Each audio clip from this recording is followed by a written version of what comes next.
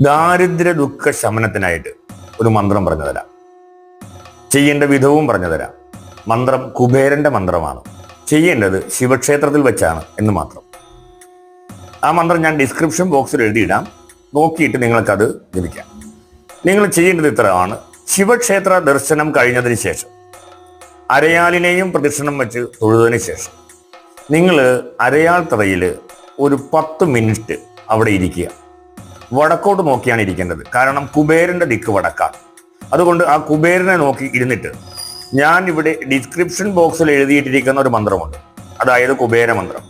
ഈ മന്ത്രം നിങ്ങൾ ഒരു 108 പ്രാവശ്യം അവിടെ നിന്ന് ജപിച്ചിട്ട് ഇറങ്ങുകയാണെന്നുണ്ടെങ്കിൽ, നിങ്ങളൊരു 3 ആഴ്ച അല്ലെങ്കിൽ 3 ദിവസം അങ്ങനെ ചെയ്യുകയാണെങ്കിൽ തീർച്ചയായും നിങ്ങളുടെ ദാരിദ്ര്യ ദുഃഖം മാറാനും സമ്പത്ത് നിങ്ങൾക്ക് ഉദ്ദേശിക്കുന്ന രീതിയിൽ കുടുംബത്തുണ്ടാകാനും അതുമൂലം സാധിക്കും.